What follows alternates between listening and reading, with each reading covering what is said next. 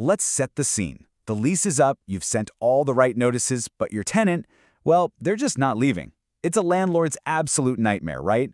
But here's the thing. In Nigeria, you can't just go in and change the locks. There's a very strict legal path you have to follow, and in this explainer, we are going to break down that official court eviction process step by step. So you've done everything by the book. You served the proper notices, the deadline came and went, and your tenant is still right there. That's got to be incredibly frustrating. The big question is, what is the legal next step? And I really want to stress that word, legal. And that leads us to the single most important rule you have to burn into your memory. You absolutely cannot take matters into your own hands. We're talking changing locks, cutting off the water, or using any kind of intimidation. All of that, it's illegal. The law is crystal clear here, and it's designed to stop things from descending into chaos. The only legitimate way forward is through the court system. Now you might be thinking this is all just a bunch of bureaucracy, but there's a really fundamental reason why the courts have to be involved. It all boils down to upholding the rule of law and making sure there's a fair process for everyone. You can see the two paths so clearly on this slide. On the one hand, you've got the total chaos of self-help, which, by the way, can seriously backfire and lead to big penalties for the landlord. But on the other hand, you see the whole point of the court process. It's a structured system built to protect a tenant's rights, to guarantee fairness, and to get an impartial judgment from a neutral third party. It's the only lawful way to go. Okay, so how do you actually kick this off? Once you've decided to take the legal route, the very first thing you have to do is formally file a case with the court. This is where all the official paperwork really begins. It all starts when the landlord files a complaint, usually at a magistrate court. Now, this isn't just you saying you want your property back. It has to be supported by evidence. Specifically, you need to attach copies of the notices you already served. From there, the court issues an official summons, and a court official, not you, goes and delivers it to the tenant. This formal step makes sure the tenant is officially aware that a legal action is happening and tells them when they need to show up to court. So the case is filed, the tenant has been summoned, and now we get to the main event, the court hearing. This is where both the landlord and the tenant get to stand before a judge and present their side of the story. In court, the burden of proof really falls on the landlord. As you can see on the left, they have to prove a bunch of things, that there was a valid tenancy, that it was ended correctly, and that all the proper notices were served. Now the tenant on the right gets their chance to push back.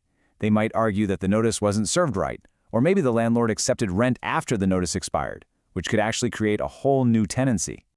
Of course, making arguments is one thing, but proving them is another. Both sides need to come prepared with their evidence. We're talking about things like the original tenancy agreement, all the rent receipts, and, crucially, copies of all those notices. Sometimes it can even come down to witness testimony to make or break the case. All right, after the judge has heard from both sides and looked at all the evidence, it's time to make a decision.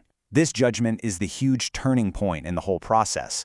But believe it or not, it might not even be the final step. So if the court sides with the landlord, it will issue what's called an order for possession.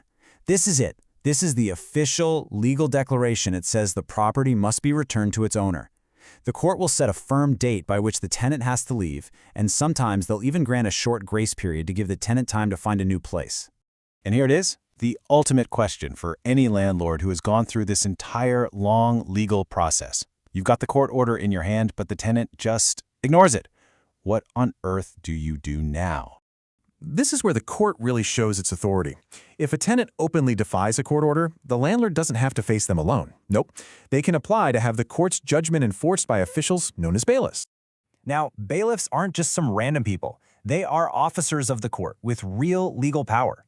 They are authorized to carry out the eviction, and they'll often bring police along to make sure everything stays peaceful. They have the authority to physically remove the tenant and their belongings from the property. And finally, they will formally hand possession of the property back to the landlord, bringing the whole thing to a final lawful end. So, after hearing all that, you might be wondering, why go through all these steps? Why is it so structured? Well, this whole process isn't just meant to be difficult for the sake of it. It's designed to create a delicate system of balance. And this slide just sums it up perfectly. The system has a dual purpose. For tenants, it's a shield. It protects them from being unfairly thrown out of their homes on a whim.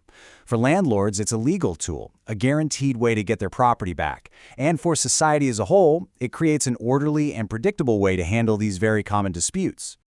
You know, the core philosophy behind all of this is captured perfectly in this quote.